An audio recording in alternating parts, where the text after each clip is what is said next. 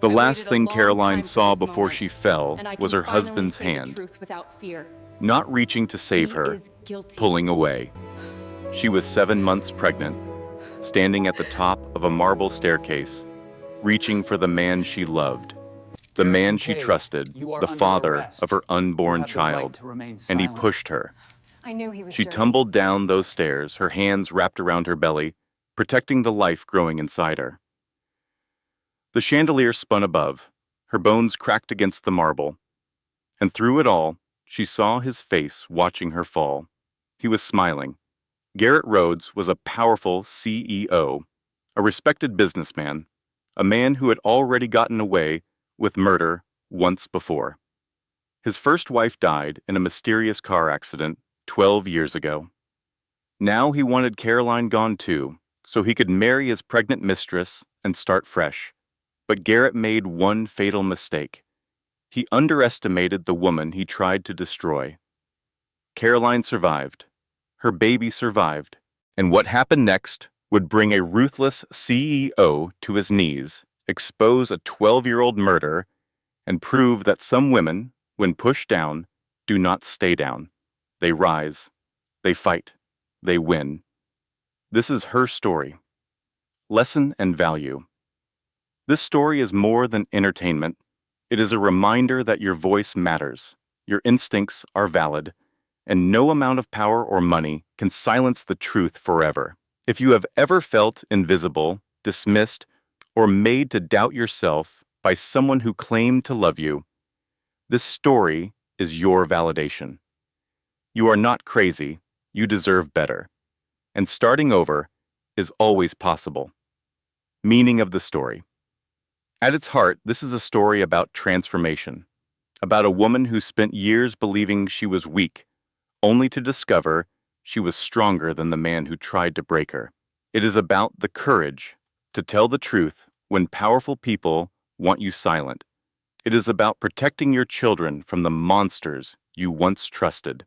And most importantly, it is about learning that the prison door was unlocked all along. Sometimes we are our own wardens, and freedom begins the moment we choose to set ourselves free.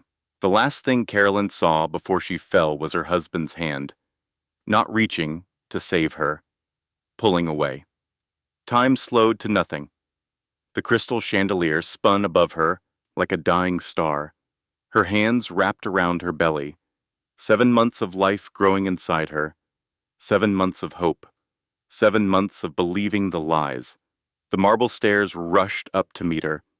Each impact stole her breath, her shoulder, her hip, her back.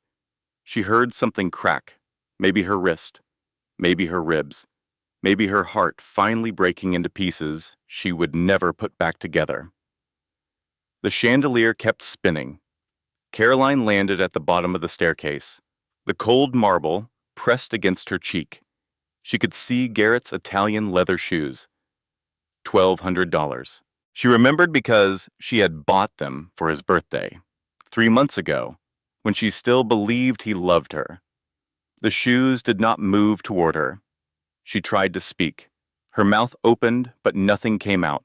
Blood pooled beneath her lip, where she had bitten through it. The taste of copper filled her throat. Garrett's voice floated down from somewhere far away. Calm, controlled, the same voice he used in boardroom negotiations. "There's been an accident," he said into his phone. "My wife fell down the stairs. Send an ambulance immediately." Fell. The word echoed in Caroline's fading consciousness. She had not fallen. She had reached for him, reached for her husband, the father of her unborn child. And he had stepped back. His hand had pulled away. No, his hand had pushed. The chandelier stopped spinning. The world went dark. Caroline woke to chaos, bright lights, shouting voices, the wail of sirens cutting through the December night. Someone was strapping her to a board. Someone else was checking her pulse. A third person kept asking her name. "Caroline," she whispered. "Caroline Rhodes." "Ma'am, can you tell me what happened?"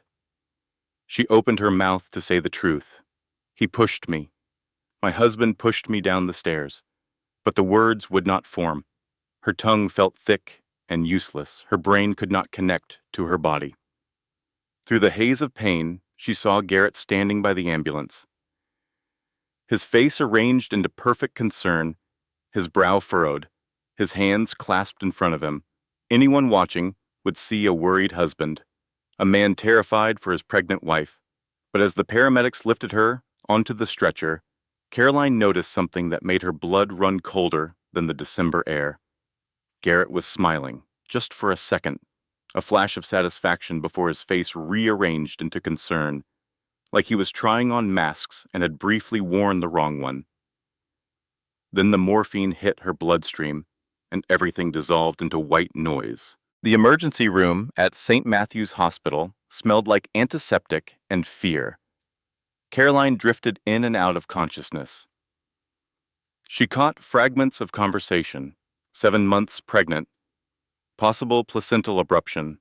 We need to prep for emergency surgery. Where's the husband? Surgery. The word cut through the fog. They were going to cut open her belly. They were going to take her baby. Caroline tried to sit up. A nurse pushed her gently back down. Mrs. Rhodes, you need to stay still. Your baby is in distress. We have to deliver now. Is she going to be okay? Caroline heard herself ask.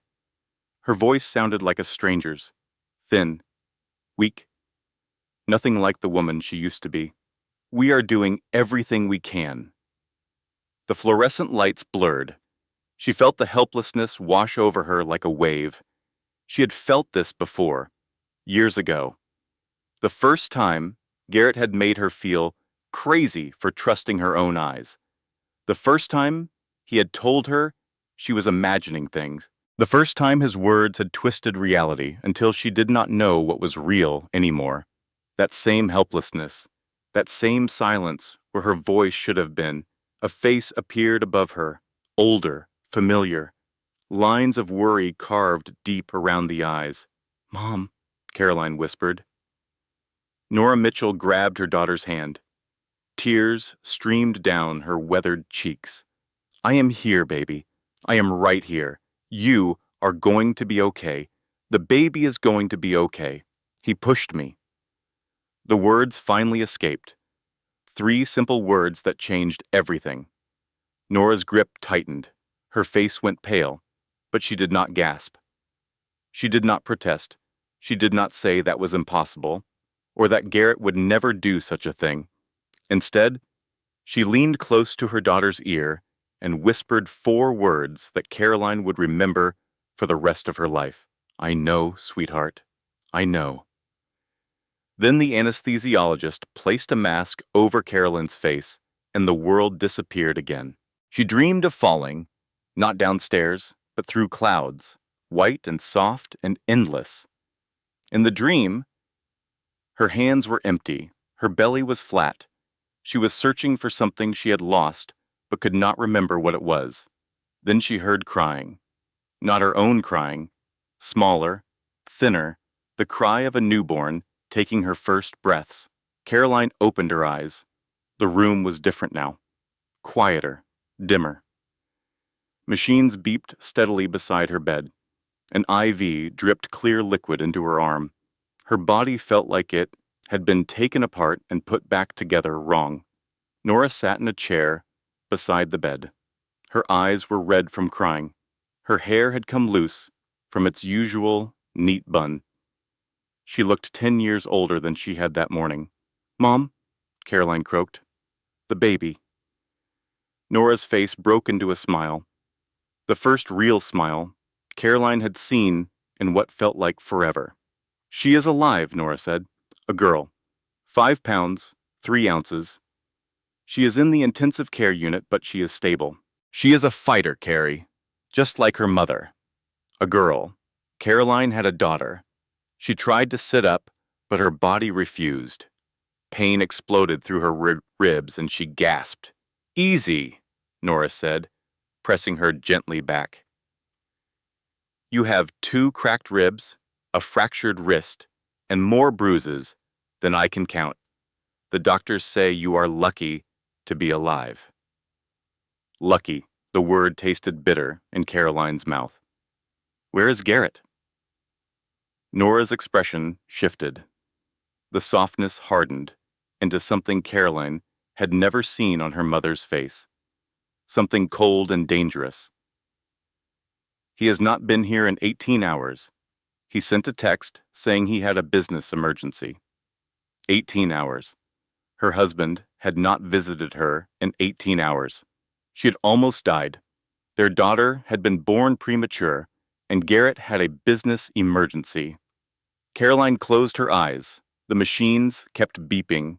Her ribs kept aching. Her daughter kept breathing somewhere down the hall, fighting for her life in an incubator. And her husband kept lying. She had spent 5 years believing those lies. 5 years making excuses. 5 years telling herself that successful men had demanding schedules, that his coldness was just stress, that his criticism was just honesty, that his distance was just who he was. 5 years. The number felt like a prison sentence. I want to see her, Caroline said.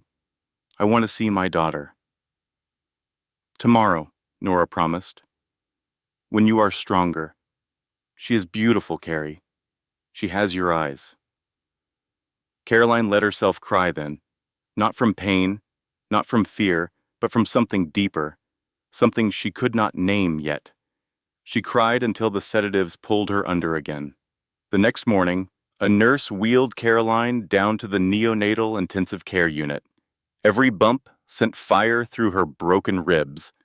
Every breath felt like a battle. But she did not complain. She did not ask to stop.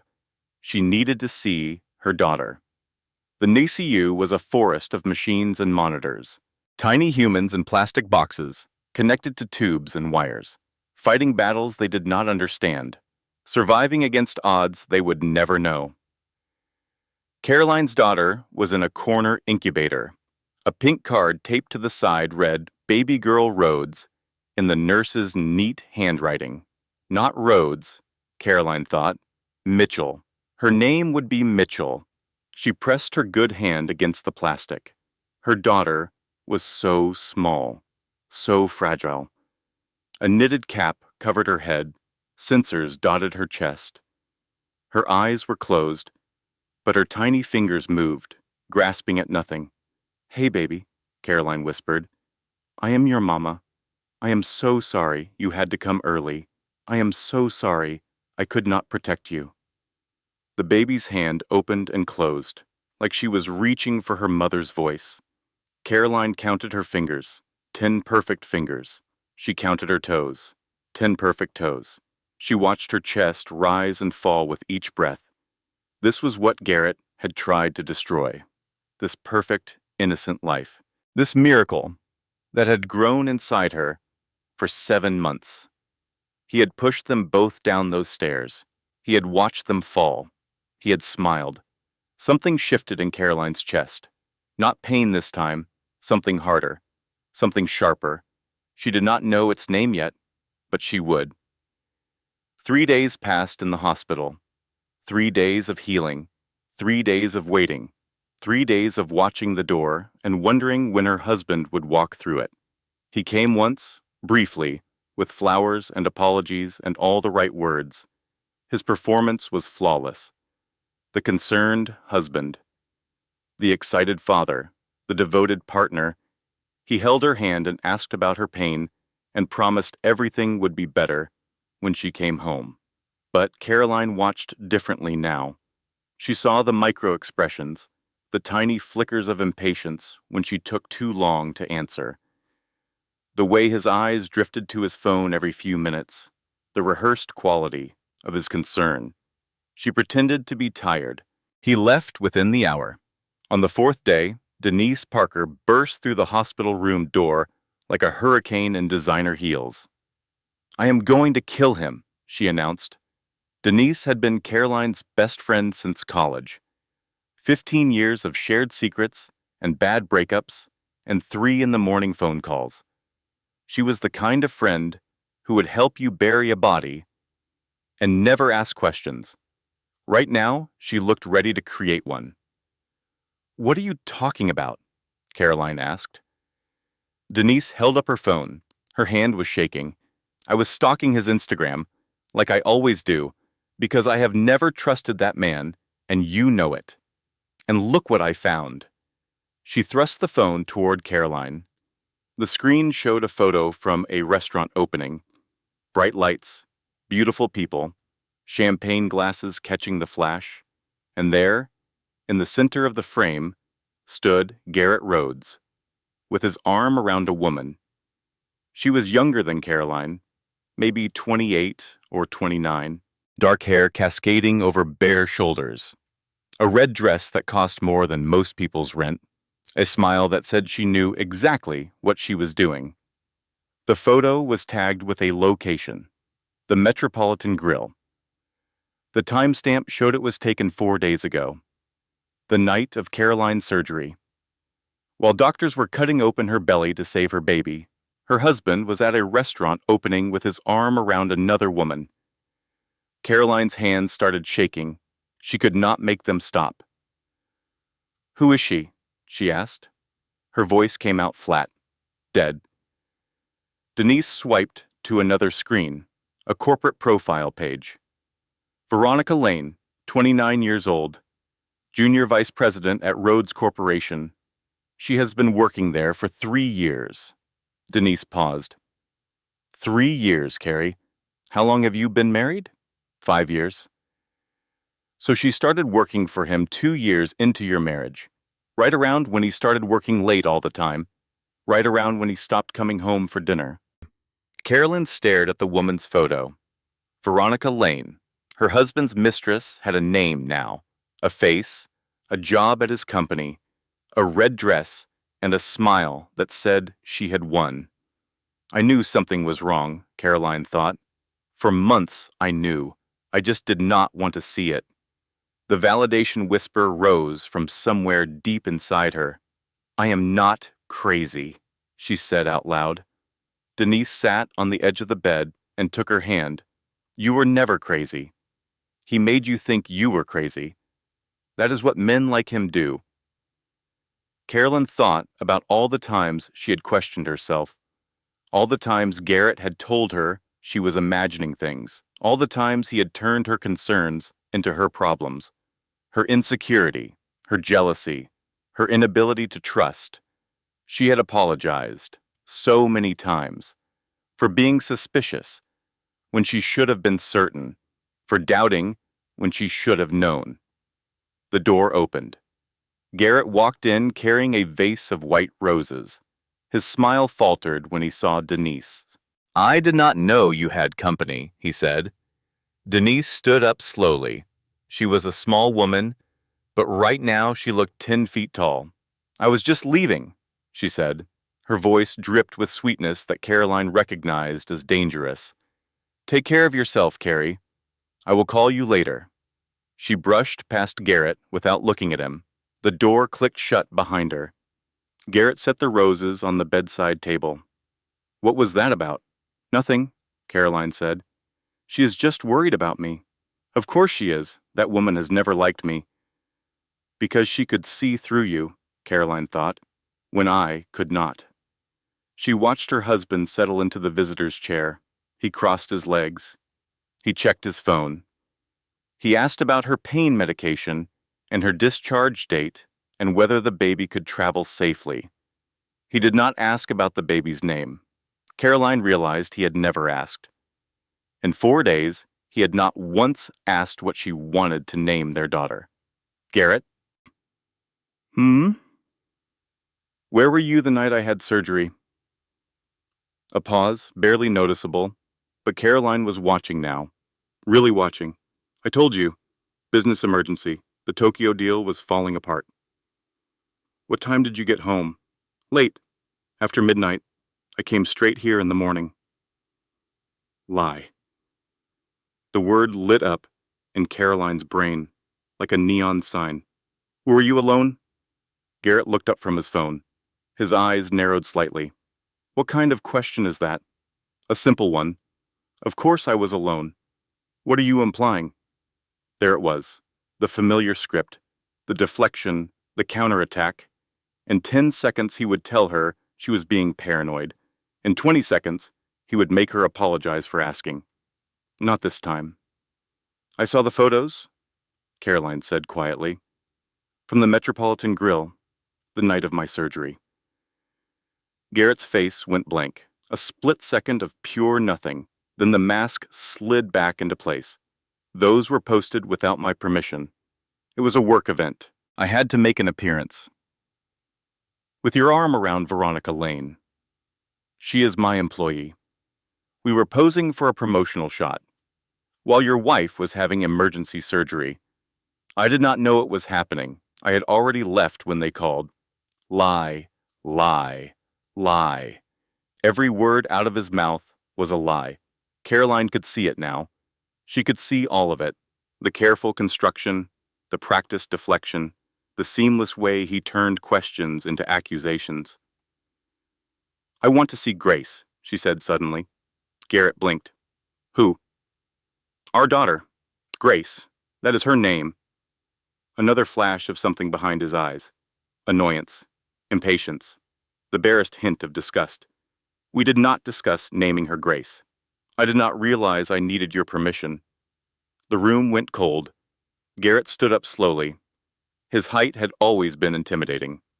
6'3" of tailored suits and expensive cologne and power that came from knowing exactly how to hurt people. You have been through a lot, he said. His voice was soft, dangerous. The trauma, the surgery, it is affecting your thinking. We will talk about this when you are feeling better. He leaned down and kissed her forehead. His lips felt like ice, but then, get some rest, Caroline. I will handle everything. He left without looking back. Caroline sat in the silence he left behind. The machines beeped. The roses sat untouched on the table. Their smell was too sweet, suffocating. She picked up her phone and texted her mother. He pushed me.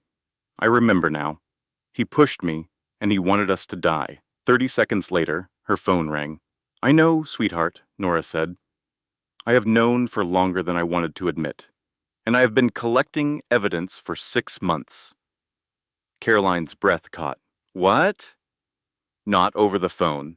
I will be there in an hour. There are things you need to see. The line went dead. Caroline stared at the ceiling. The fluorescent lights hummed above her. Somewhere down the hall, her daughter was fighting for every breath. 6 months.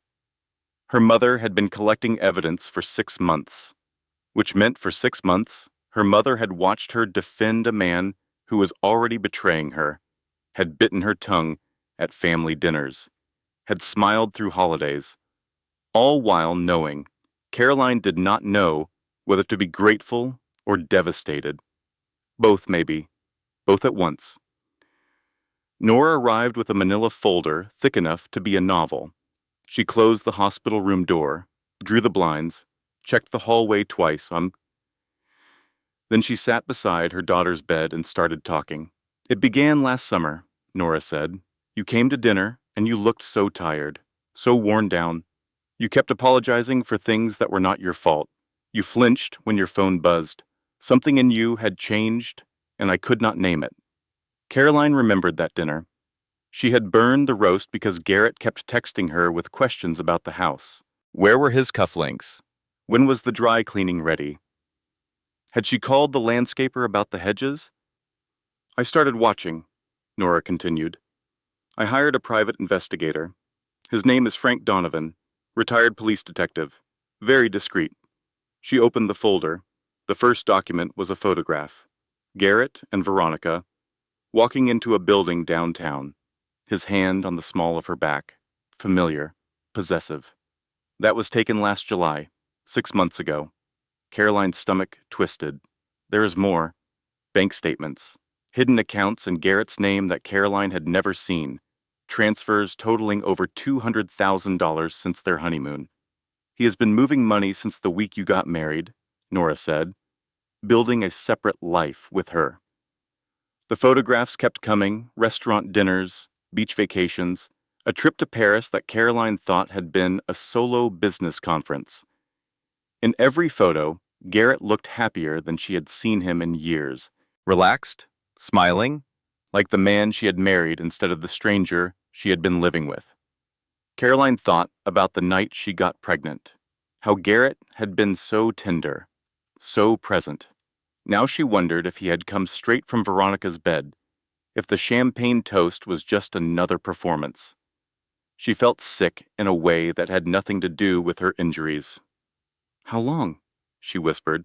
Nora pulled out another document, a timeline constructed from credit card receipts, hotel bookings, and surveillance photos. The affair started 3 months into your marriage. 3 months. Caroline did the math in her head. They had gotten married in June. By September, he was already cheating. Every anniversary, every Christmas, every birthday she had spent believing she was loved. All of it was a lie. "Why did you not tell me?" Nora's eyes filled with tears. "I wanted to. God, I wanted to. But I needed proof. Enough proof that he could not talk his way out of it. Enough proof that you would believe me instead of him." She took her daughter's hand. "I know how he works, Carrie. I have watched him manipulate you for 5 years, make you doubt yourself, make you feel crazy for seeing what was right in front of you. I needed evidence he could not deny." Caroline stared at the photographs scattered across her hospital bed. Her husband with another woman. Her marriage reduced to surveillance shots and bank records. "There is something else," Nora said quietly. She pulled out one final photograph, a luxury condominium building downtown, glass and steel, 40 floors of wealth and secrets. The kind of place where powerful men kept their mistresses hidden. Denise decorated this building last year, 12 units for a private client. She did not know who owned them until yesterday. Nora pointed to a window on the 32nd floor. "That is Veronica Lane's apartment. Garrett bought it 18 months ago. Cash, under a shell company." Caroline thought about all the nights Garrett had come home late, all the business dinners that ran past midnight, all the conferences in cities where nothing important ever seemed to happen. He had built an entire second life, 18 months of lying, 18 months of performing the role of devoted husband while spending his nights in another woman's bed. The door opened. Denise walked in carrying her laptop. Her face was grim. "I found something else," she said. "Something worse."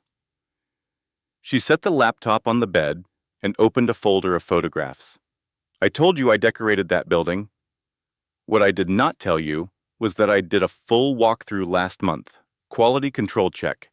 I take photos of everything for my portfolio." She clicked through images of elegant rooms, expensive furniture, art on the walls worth more than Caroline's childhood home. Then she stopped on a photo of a bedroom. A nightstand. A drawer slightly open. Inside the drawer, barely visible, was a cell phone. "I noticed it when I was reviewing the photos. It looked out of place. So I went back yesterday and checked. The phone was still there." Denise pulled a plastic bag from her purse. Inside was a smartphone. Rose gold case. The kind Garrett always mocked as tacky. "It is his. I checked the contacts. Your number is listed under a fake name. His secretary is listed as a reminder to buy flowers for his wife." Denise paused. "The texts with Veronica go back 2 years." 2 years. The affair was not 3 months. It was 2 years. He had been lying even before they got married. "The photos on this phone," Denise continued. "I am sorry, Carrie. I had to look. There are pictures of them on a beach. I recognize the resort. It is that place in the Maldives." Caroline's heart stopped. "That is where he was when I miscarried." The words hung in the air like poison. 4 years ago, Caroline had been 3 months pregnant. Garrett was at a conference in Singapore. At least, that was what he told her. She had started bleeding on a Tuesday afternoon. By Tuesday night, she had lost the baby.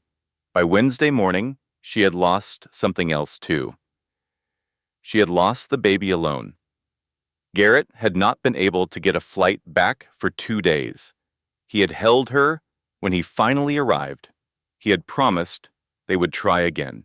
He had been so kind, so patient, so understanding, and the whole time he had been in the Maldives with his mistress. Caroline felt something break inside her, not her heart. That had been breaking slowly for years, something else, something harder, the last thread of denial, the last whisper of hope that maybe she had been wrong. Maybe there was an explanation. Maybe the man she married was still in there, somewhere, buried under the cruelty and the lies. That thread snapped, and in its place grew something new. "I want to see a lawyer," Caroline said. Her voice did not shake. "I want to see a lawyer today." Attorney Mitchell Lawson arrived at the hospital that afternoon. He was not what Caroline expected. Mid-40s, salt and pepper hair, kind eyes behind wire-rimmed glasses. He looked more like a college professor than a high-powered divorce attorney, but his reputation preceded him. Mitchell Lawson had handled some of the most brutal divorces in the state. He had taken down CEOs and senators and men who thought their money made them untouchable.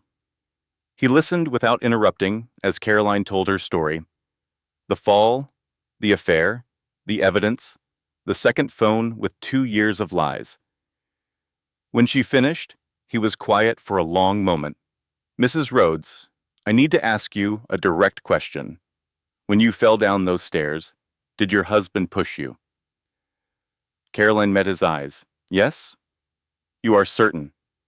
He stepped back when I reached for him. His hand came up, not to catch me, to push. Lawson nodded slowly. "Then this is not just a divorce case. And this is attempted murder. And that changes everything." He pulled out a legal pad and started writing. "Here's the problem. Garrett Rhodes is a powerful man. He has lawyers on retainer who specialize in making problems disappear. If we go to the police right now with what we have, he will claim you fell. He will claim the pregnancy made you clumsy. He will hire experts to testify that your memory was affected by trauma." Caroline's jaw tightened. "So what do we do?"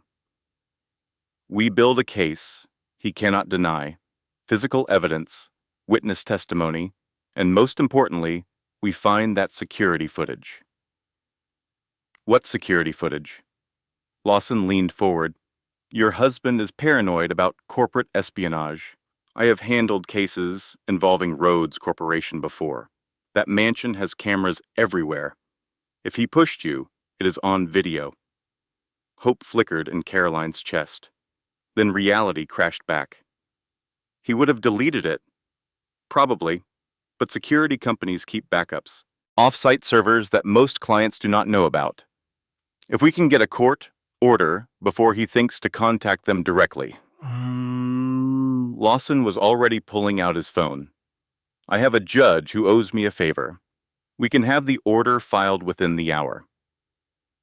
Caroline thought about the security system. Garrett had installed it 3 years ago after a break-in at a neighbor's house. Cameras in every hallway, motion sensors on every door. He had always said it was for protection. Now she realized it might be his undoing. "There is something else," she said. "I need to make him think I do not remember." Lawson raised an eyebrow. "If he knows I remember being pushed, he will destroy everything. But if he thinks I have amnesia from the trauma, he will relax. He will make mistakes." A slow smile spread across the lawyer's face. "Mrs. Rhodes, I think you and I are going to work well together." That evening, Garrett came to visit. Caroline had prepared herself. She had practiced in the bathroom mirror, the confused expression, the uncertain voice, the helpless wife who could not remember what happened. She called the security company herself first, pretended to be checking on the system. The technician's response made her heart stop. Mr. Rhodes had us delete all footage from December 15th at 4 in the morning. Is there a problem, Mrs. Rhodes? 4 in the morning. Garrett had woken up in the middle of the night to erase the evidence of what he had done. While she was in surgery, while their daughter was fighting to breathe, he had been covering his tracks, but she kept her voice calm, her face confused. No problem, she said. Just checking, thank you. When Garrett arrived, she was ready. The doctors say your memory might come back eventually, he said, holding her hand. You just need to rest and heal. I keep trying to remember, Caroline said, but it is all blank. 1 minute, I was at the top of the stairs. The next minute, I was in the ambulance. She watched relief flood his face. That is perfectly normal. Head trauma can cause gaps in memory. The important thing is that you and the baby are safe. He did not even know the baby's name. Grace, Caroline said. I want to call her Grace. Garrett's eye twitched. We can discuss names when you are feeling better. I have already decided. Her name is Grace. Grace Mitchell. The room went very still. Mitchell? Garrett's voice was soft, dangerous. Why not Rhodes? Because I want her to have my family name too, like a middle name. She had gotten good at lying. When had that happened? She used to be terrible at it. Garrett always said her face gave everything away. Maybe that was another lie. Maybe she had been pretending her whole marriage, pretending not to see what was right in front of her. Garrett squeezed her hand. Too hard. We will talk about it later, he said. When you are home, when things are back to normal. Normal? Caroline almost laughed. There was no normal. There never had been. Just a carefully constructed illusion that she had been too blind, or too scared, or too desperate to see through. I need to rest, she said. The pain medication makes me tired. Garrett kissed her forehead. Of course. I will come back tomorrow. He left without looking at Grace, without even asking which room the NICU was in. After the door closed, Caroline let out a breath she did not know she had been holding. She reached for her phone and texted Lawson. He believes me. He thinks I do not remember. The reply came seconds later. Good. The court order just went through. Security company has been notified. They found backup footage on an off-site server. He missed it. Caroline stared at the words. Backup footage. The evidence existed. Somewhere on a server, there was video of her husband pushing his pregnant wife down a marble staircase. Video of him watching her fall. Video of him smiling before he called for help. She closed her eyes. I deserved better than this. I deserved a husband who did not try to kill me and our baby. The validation whisper rose up from somewhere deep inside her. Strong, certain, real. For the first time in 5 years, she believed it. Caroline was discharged on a gray Tuesday morning. She did not go home to the mansion. She did not go back to the marble stairs and the crystal chandelier and the $1,200 shoes. She went to her mother's house. Garrett arrived within the hour. His fury was a living thing. It filled the small living room like smoke. He stood in the doorway with his fists clenched and his jaw tight, and every line of his body screaming danger. What is this? He demanded. Why are you here? Caroline sat in her mother's old rocking chair. Grace slept in a bassinet beside her. The baby had finally been released from the NICU. 5 pounds, 8 ounces now. Still small, still fragile, but breathing on her own. I need time, Caroline said, to heal, to think. You need to be at home with your husband, where I can take care of you. Take care of her. The words dripped with poison disguised as honey. No. The word felt foreign in her mouth. She had not said no to Garrett in years, maybe ever.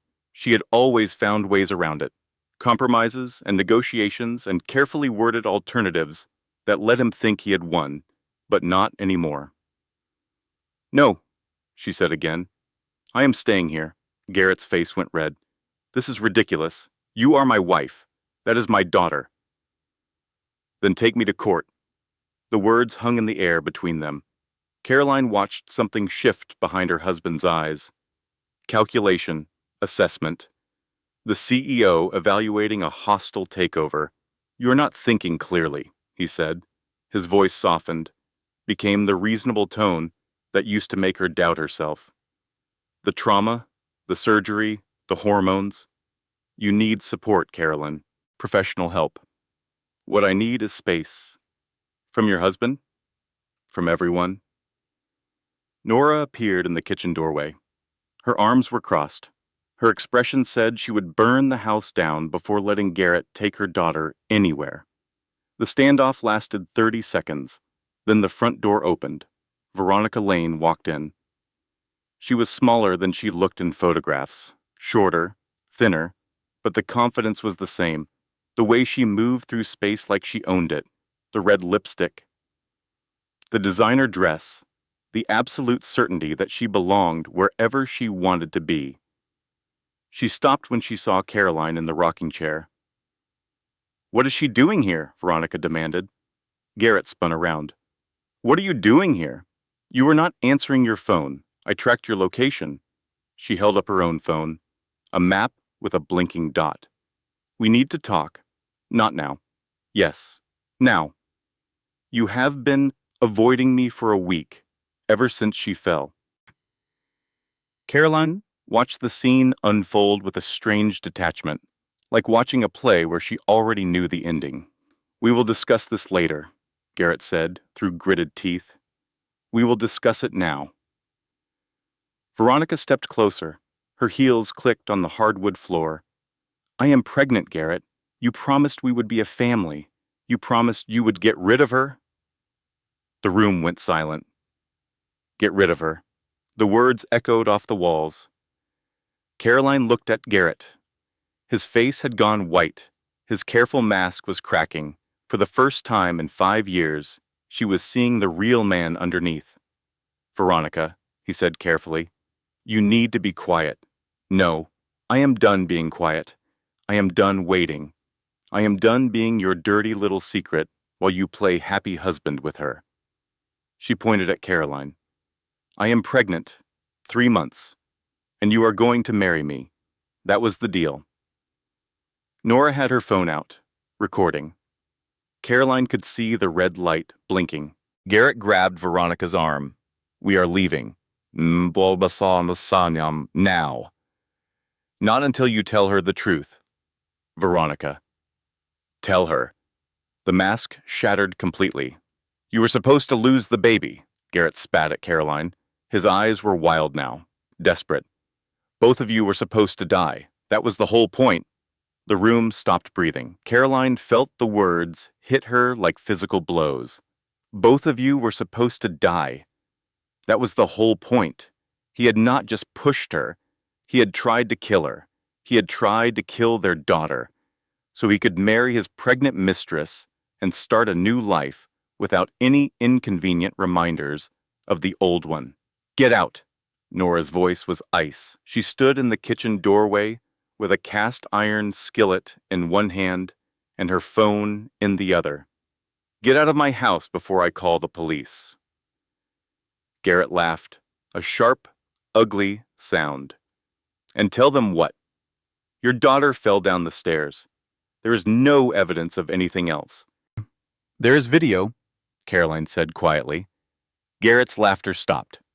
The security company keeps off-site backups. You deleted the main footage, but you missed the cloud server. My lawyer obtained a court order yesterday. The video of you pushing me is in police custody right now. The color drained from Garrett's face. You are lying. Call your lawyer. Ask him about the emergency hearing this morning. Garrett's hand shook as he pulled out his phone. He dialed, waited. His expression changed as someone answered on the other end. The blood drained from his face. His hand dropped to his side. This is not over, he said. Then he grabbed Veronica's arm and dragged her out the front door. The slam echoed through the house. Caroline sat in the rocking chair. Her heart was pounding. Her hands would not stop shaking. But underneath the fear, underneath the shock, underneath the horror of hearing her husband admit he wanted her dead, she felt clear. For the first time in years, she felt absolutely, perfectly clear. The police arrived an hour later. They took statements. They reviewed Nora's recording. They explained that Garrett would be arrested as soon as the video evidence was processed. His lawyers are already filing motions, Detective Morrison warned. A man like that has a lot of resources. This is going to get ugly before it gets better. Caroline nodded. She was sitting in her childhood bedroom now. The wallpaper had not changed since high school. Pink flowers she once thought were romantic. Grace slept in a bassinet by the window.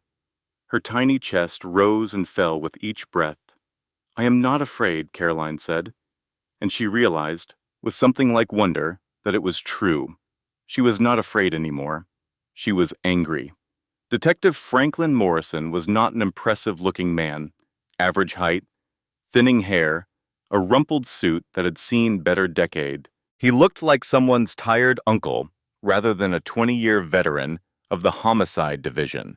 But his eyes missed nothing. He arrived at Nora's house 3 days after the confrontation with Garrett. His expression was grim. "Mrs. Rhodes, we need to talk. Privately." Caroline led him to the kitchen. Nora made coffee. The three of them sat around the old Formica table, where Caroline had done her homework as a child. "We have the video," Morrison said.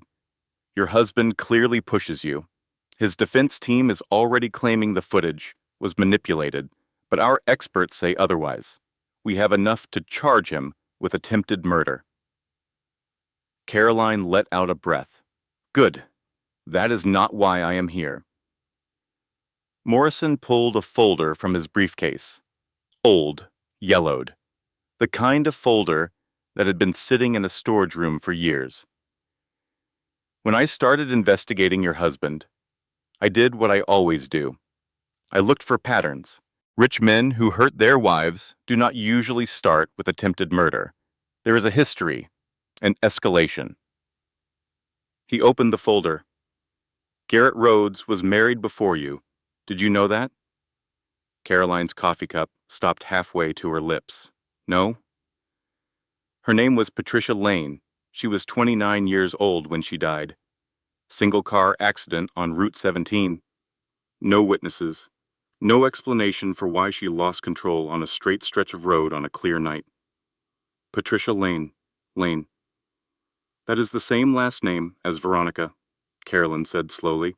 "Yes." Morrison slid a photograph across the table. Patricia Lane Rhodes was Veronica Lane's older sister.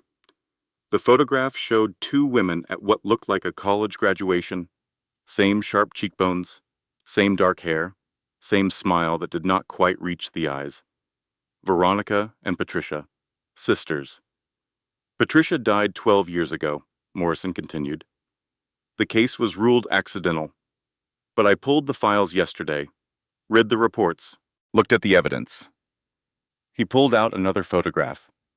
A crumpled car wrapped around a tree. The brake lines showed signs of tampering. The original investigator noted it in his report, but it was dismissed. Garrett had an alibi. He was at a business dinner with 20 witnesses. The case was closed.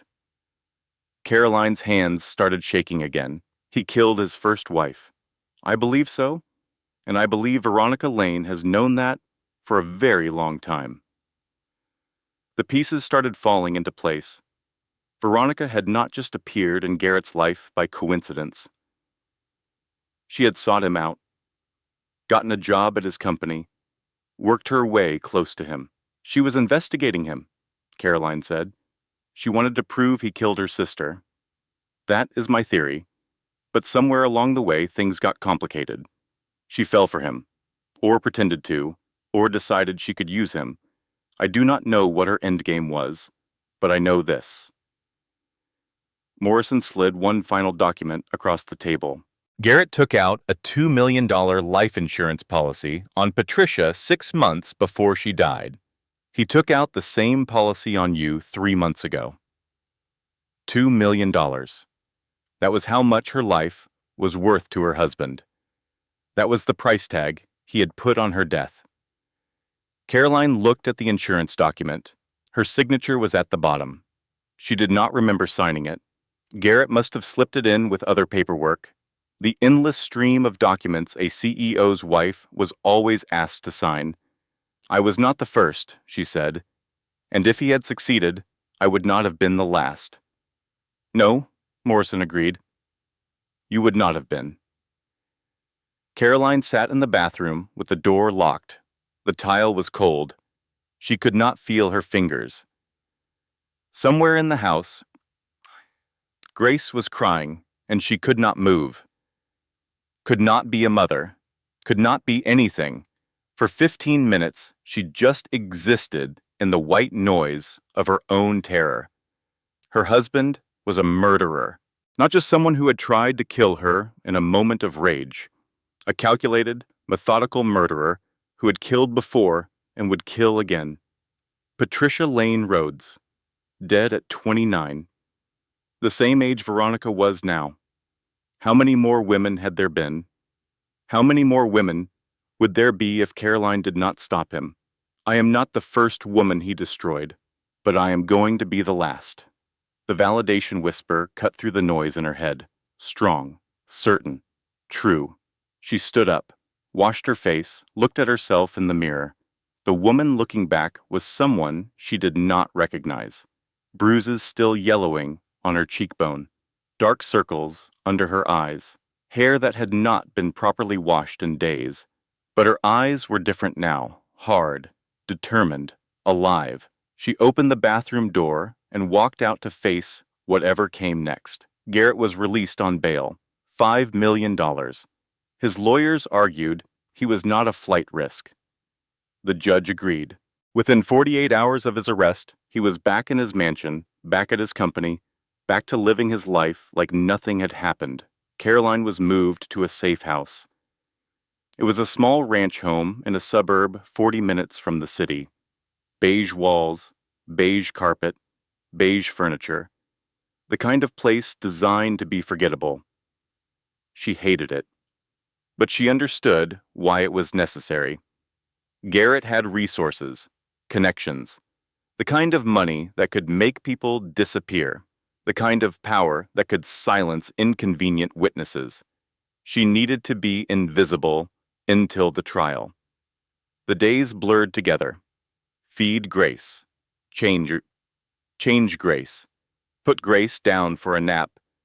Stare at the beige walls. Answer calls from lawyers. Feed Grace again. Nora visited every day. Denise came when she could, but mostly Caroline was alone with her daughter and her thoughts. The media had picked up the story. Rhodes Corp CEO in bitter custody battle. That was how they framed it. Not attempted murder. Not a pattern of violence. A custody battle. Like Caroline was just another bitter ex-wife trying to take a rich man's money. Garrett's PR team was good. They had been feeding stories to every outlet that would listen. Carolyn was unstable. Carolyn had a history of mental health issues. Carolyn had thrown herself down the stairs for attention. They had leaked her therapy records, sessions from 5 years ago when she had gone to a counselor for depression after her first miscarriage. Private conversations, confidential admissions, all twisted into evidence that she was crazy. The headline made her vomit. CEO's wife's troubling history of attention-seeking behavior. Garrett's reach was longer than she had imagined. One night, 3 weeks into hiding, Grace would not stop crying. Nothing worked. Not feeding, not rocking, not singing, not walking. Caroline paced the beige living room with her screaming daughter in her arms, and she felt herself breaking. It was 3 a.m. She had not slept more than 2 hours at a time since the safe house. She had not showered today, or maybe yesterday. The days were blurring together. Her body ached from the healing fractures. Her mind ached from the constant fear. She looked at herself in the bathroom mirror. The woman staring back was a stranger. Hollow eyes, cracked lips, someone who had given up without realizing it. She thought about running, just taking Grace and disappearing. There were places in the world where Garrett's money could not reach. Small towns and countries without extradition treaties. New identities, new lives. She Googled how to disappear completely. She read about fake passports and border crossings and cash economies where a woman could vanish. Her finger hovered over a link to a website that promised new identities for the right price. Then Grace grabbed her hand. Tiny fingers, impossibly small, wrapping around one of hers with a grip that seemed too strong for someone so new to the world. Holding on, Caroline closed the browser. She looked at her daughter, really looked at her. Grace's crying had stopped. She was staring up at her mother with those dark eyes that everyone said looked just like Caroline's. "I am sorry," Caroline whispered. "I am so sorry I am not stronger." Grace made a sound, not a cry, something else, a coo, a tiny acknowledgement that said, "I am here, you are here, we are okay." Caroline held her daughter against her chest and let herself cry. Not the quiet tears she had been leaking for weeks. Real crying, ugly crying, the kind of crying that comes from somewhere deeper than the chest. She cried for the woman she used to be, the woman who believed in love and marriage and happily ever after. She cried for the years she had wasted on a man who saw her as an obstacle to be removed. She cried for Patricia Lane, dead at 29, whose murderer had walked free for 12 years. She cried until there was nothing left. Then she washed her face, made herself a cup of tea, and called Attorney Lawson. "I am ready," she said. "Whatever it takes. I am ready to fight." The breakthrough came 2 days later. Lawson called with news. Someone had reached out through back channels. Someone who worked at Rhodes Corporation. Someone who had information. His name is James Hartwell. He is the CFO. He says he has been covering up financial irregularities for years, embezzlement, fraud, money laundering. Why is he coming forward now? He says attempted murder of a pregnant woman was his line. That afternoon, James Hartwell showed up at Lawson's office with a flash drive. He was not what Caroline expected. Mid-40s, well-dressed, but nervous. The kind of man who had made bad choices and was finally trying to make them right. "I should have done this years ago," he said. "I knew something was wrong with him. The way he talked about his first wife, the way he talked about you. But I was scared. I had a family to protect." What changed? Hartwell looked at her with something like shame. "I have a daughter, too. She is 6 months old. When I heard what he did to you, I could not stay silent anymore." He handed over the flash drive. Everything is on there. Financial records, internal memos, and emails. Emails where Garrett discussed taking care of the Caroline problem. Taking care of. Like she was a pest to be exterminated. A line item to be deleted from a spreadsheet. "There is something else," Hartwell said. "Something that is not on the drive, because I only found it yesterday." He took a deep breath. "Patricia Lane, the first wife. I went back through old records, found expense reports from the week before she died.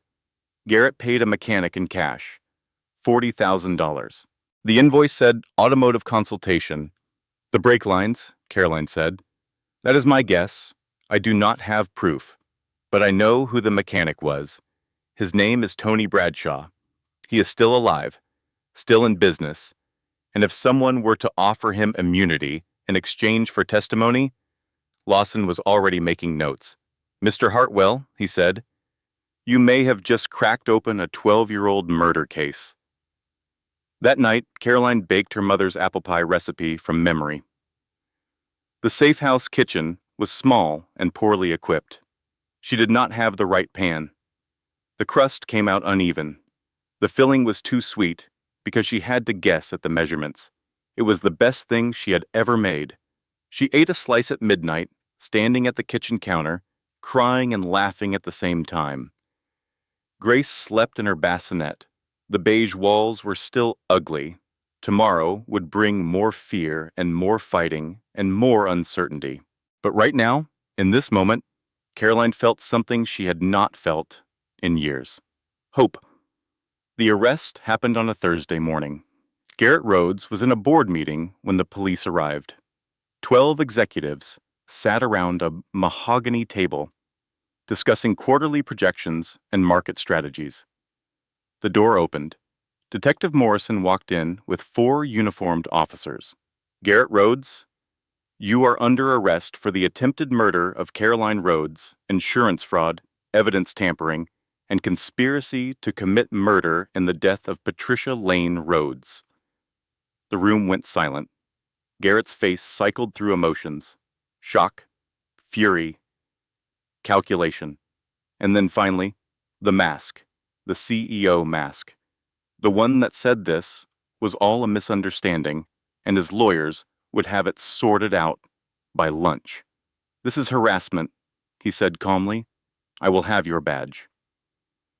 Morrison smiled. It was not a friendly smile.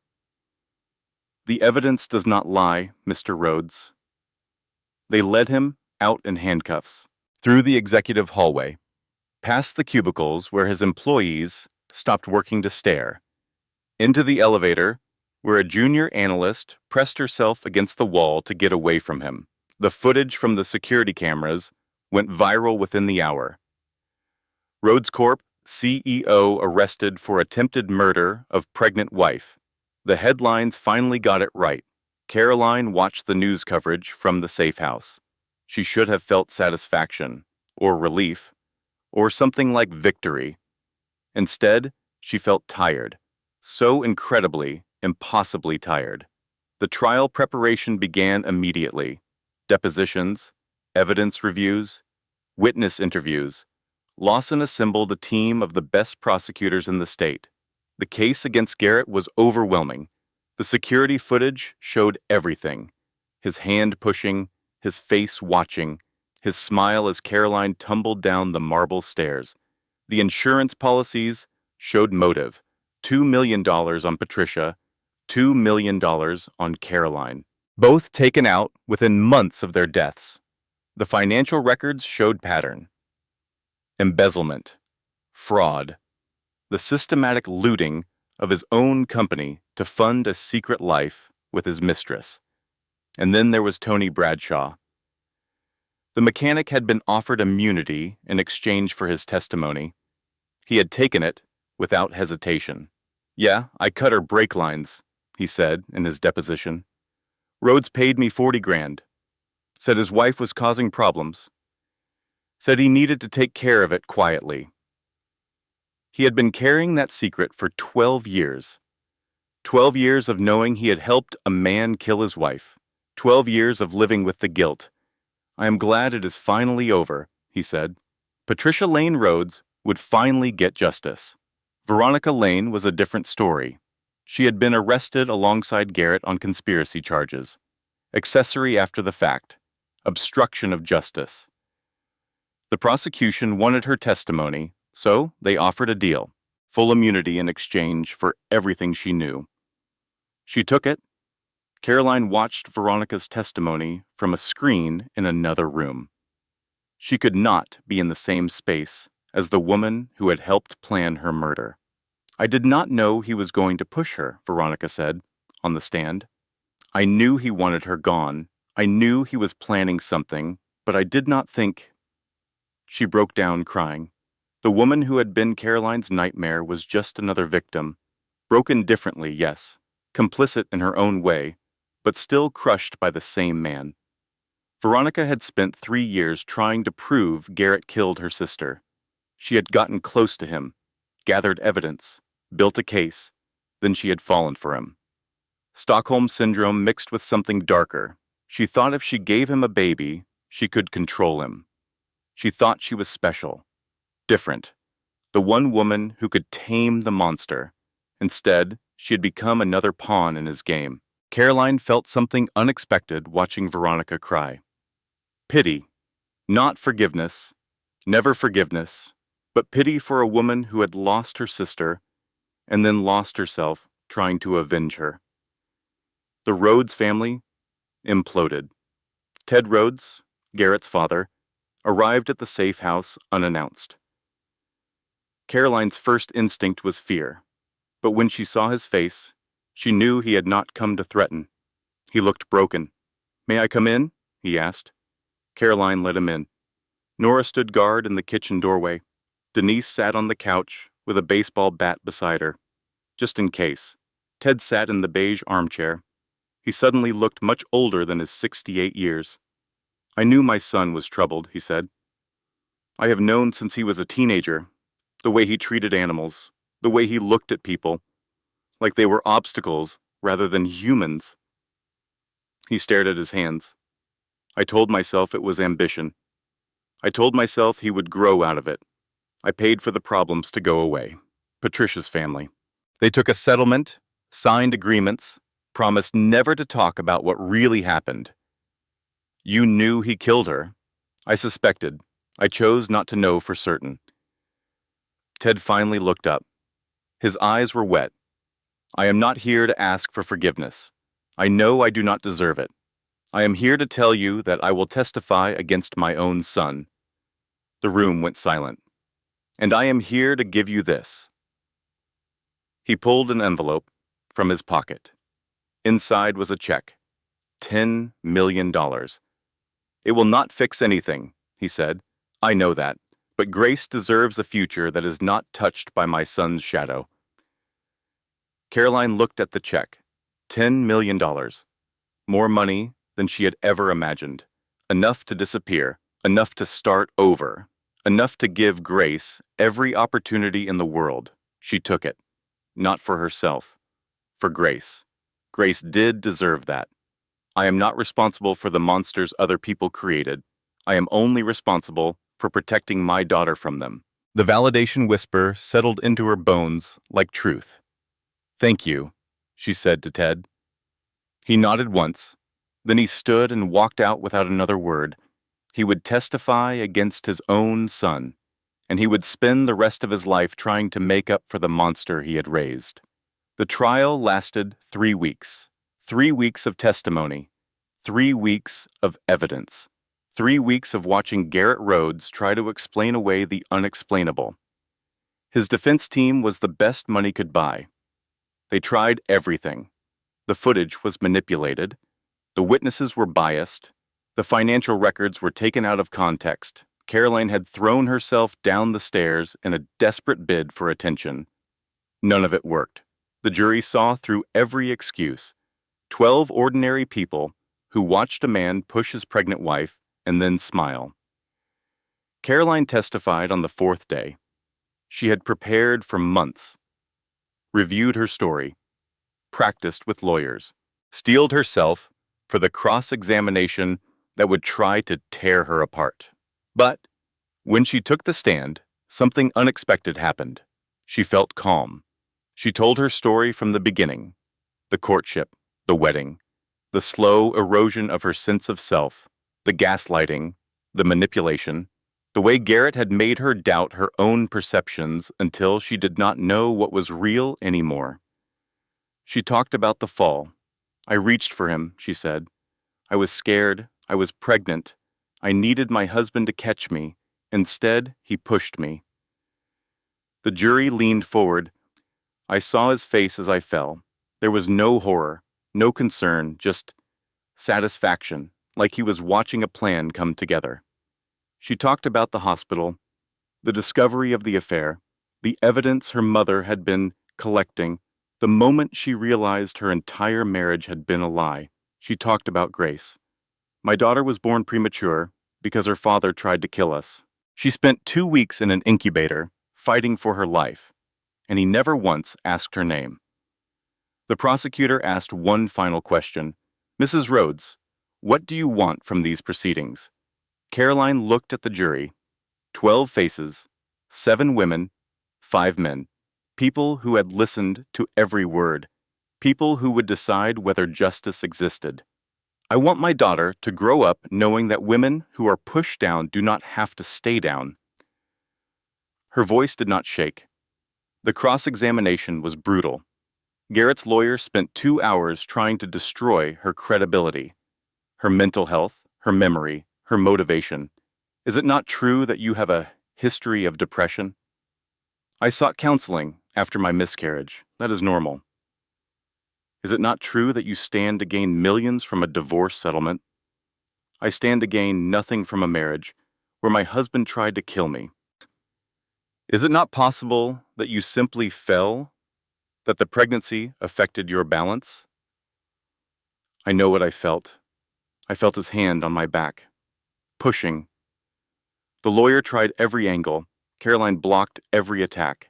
Then Garrett took the stand. It was a mistake. His lawyers had advised against it. But Garrett Rhodes was a man who believed he could talk his way out of anything.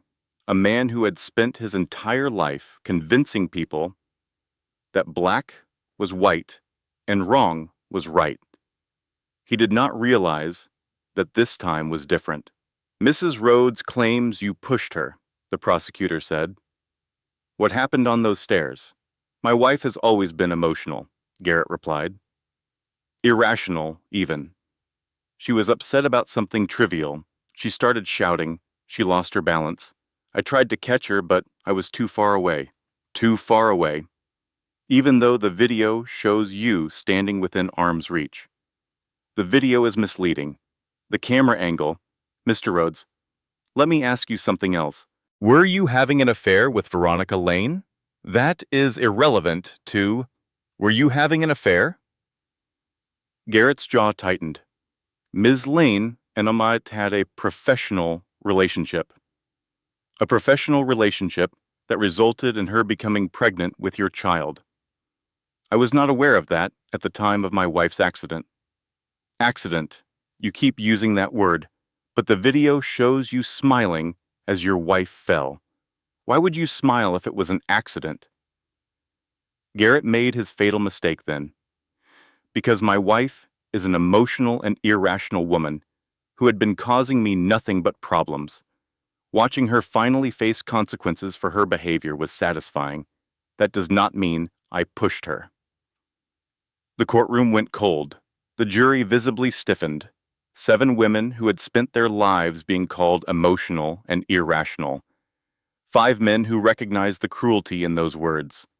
Garrett's lawyer dropped his head into his hands. The verdict came on a Friday. Caroline sat in the gallery with her mother on one side and Denise beyond the other. Grace was at home with a trusted babysitter. This was not a moment for children.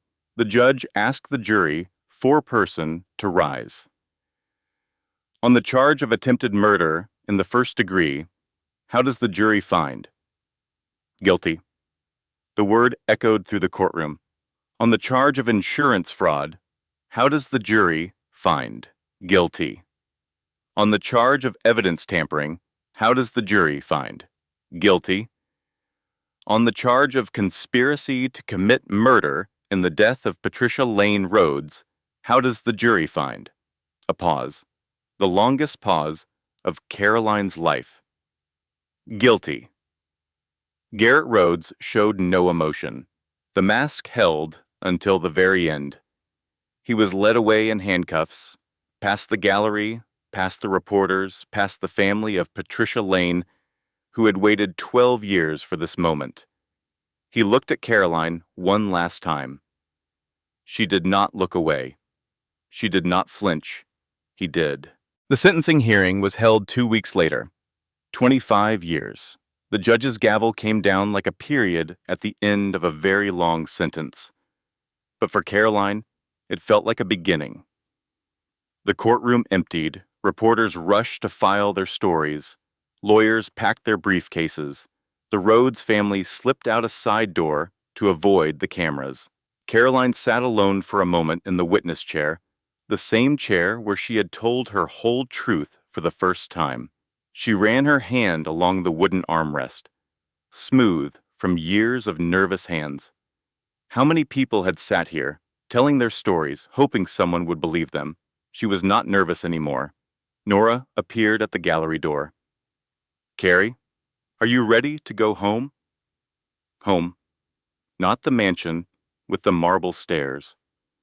Not the safe house with the beige walls.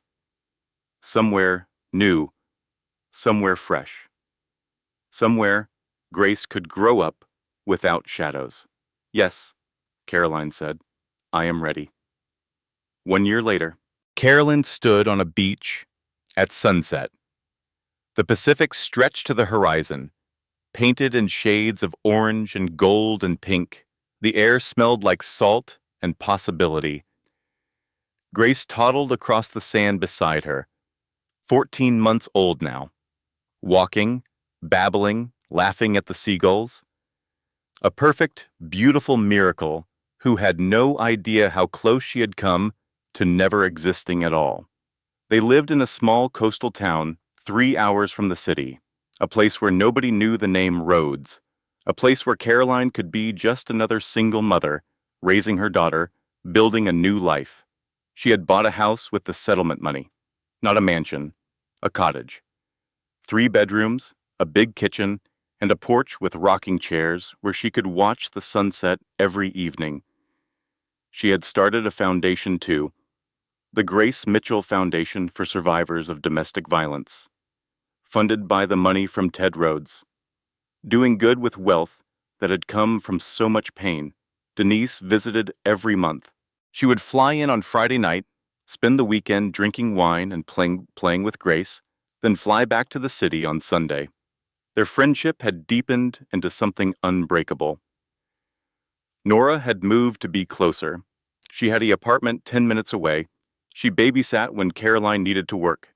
She taught Grace to bake cookies and sing nursery rhymes and love fiercely. Detective Morrison called occasionally to update her on the investigation into Patricia's death. Tony Bradshaw had testified. The brake lines had been confirmed. Patricia's family finally had answers. Some wounds healed. Some just scarred over. But scars meant survival. Caroline caught her reflection in the cottage window and paused. The woman looking back had silver strands in her hair now, laugh lines around her eyes, shoulders that stood straight without trying. She looked like someone who had survived something, because she had. A letter arrived one morning. Prison postage. Garrett's handwriting on the envelope. Caroline opened it at the kitchen table while Grace ate her breakfast. Cheerios and banana slices and more milk on the floor than in the cup. The letter was 2 pages, carefully written. Garrett's familiar voice trying to be someone else. He wrote about regret, about therapy, about finding religion behind bars. He wrote about wanting to meet Grace, about wanting Caroline's forgiveness, about wanting a second chance. Caroline read every word. Then she walked to the backyard fire pit and burned it. She did not feel hatred watching the pages curl and blacken. She did not feel fear. She did not feel anything at all about Garrett Rhodes. That was how she knew she was free. She understood something then, watching his words turn to ash. Forgiveness was not about Garrett. It never had been. Forgiveness was about releasing the grip he still had on her thoughts, her fears, her future. She could choose to set it down. So she did. The ashes rose into the morning sky like they could not wait to escape. 6 months later, Caroline stood at a podium in a hotel ballroom. 300 women sat in the audience, survivors, advocates, journalists, people who had gathered to hear her story. She had been terrified of public speaking once. Garrett had always told her she was not articulate enough, not polished enough, not smart enough to hold a room's attention. One more lie to add to the pile. She looked out at the faces watching her, young women, old women, women who had been pushed downstairs and women who had been pushed down in other ways. women who were still fighting and women who had already won, her people. "My name is Caroline Mitchell," she began, "and 1 year ago, my husband pushed me down a staircase while I was 7 months pregnant." The room was silent. He did it because he wanted to marry his mistress. He did it because he thought I was disposable. He did it because he had gotten away with killing his first wife, and he believed he would get away with killing me. She paused. He was wrong. She told her story, not the sanitized version, not the version that made her look strong and composed and heroic, the real version, the fear, the denial, the moments when she almost gave up. There was a night in the safe house when I Googled how to disappear. I wanted to run away. I wanted to take my daughter and vanish and never face any of it. My finger hovered over a link that promised new identities. She looked at Grace, who sat in Nora's lap in the front row. Then my daughter grabbed my hand. Her tiny fingers wrapped around mine, and I realized I could not teach her to run. I had to teach her to fight. The room was absolutely still. Garrett Rhodes is serving 25 years in federal prison. His company collapsed. His family disowned him. Everything he built on lies and violence has crumbled to dust. And I am standing here, alive and free, and raising a daughter who will never know his cruelty. She took a breath. He pushed me downstairs, but I climbed mountains. The standing ovation was not for her survival. It was for theirs.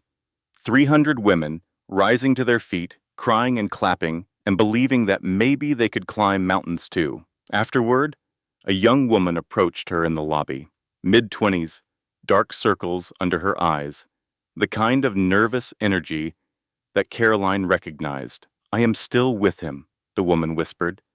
"My husband. He has never hit me, but there are other things that make me feel crazy." Carolyn took her hand. "You are not crazy. You know what you know. Trust yourself." "I do not know how to leave. You do not have to know everything right now. You just have to take the first step. One step, then another, then another." The woman nodded. Tears streamed down her face. "Will it get better?" Caroline thought about the last 2 years, the terror, the trials, the nights when she had sobbed on her mother's couch, the mornings when she had watched Grace take her first steps and felt her heart break with joy. "It will get different," she said. "And different can be better. I promise." She gave the woman her card, the foundation hotline, the number to call when you were ready to take that first step. Then she walked out into the night. Nora was waiting with Grace in the car. Denise had already flown home. The ballroom was emptying behind her. Caroline looked up at the stars. "The last thing I saw before I fell was my husband's hand, pulling away," she said quietly. Grace made a happy sound in her car seat. "The first thing I see every morning now is my daughter's hand, reaching for me." She opened the car door. Some falls break you, some falls save you. Nora reached over and squeezed her hand. "I am still here," Caroline said, "and I am not done climbing." She got in the car. She drove toward home. The road stretched ahead of her, dark and unknown and full of possibility. Behind her, the prison door she had built around herself stood open. She had been her own warden, and finally, she had set herself free. If this story moved you, if it made you feel something real, please take a moment to like this video and share it with someone who needs to hear it today. Your comments mean the world to us. Tell us your thoughts below. Have you ever had to find strength you did not know you had? Subscribe to our channel and turn on notifications so you never miss another story. Every like, every share, every subscription helps us reach more people who need these messages of hope and empowerment. Thank you for being part of this community. Closing statement. This content has been carefully researched, developed, and manually edited by our team to deliver meaningful stories with valuable life lessons. We believe in the power of storytelling to heal, inspire, and transform. Thank you for trusting us with your time.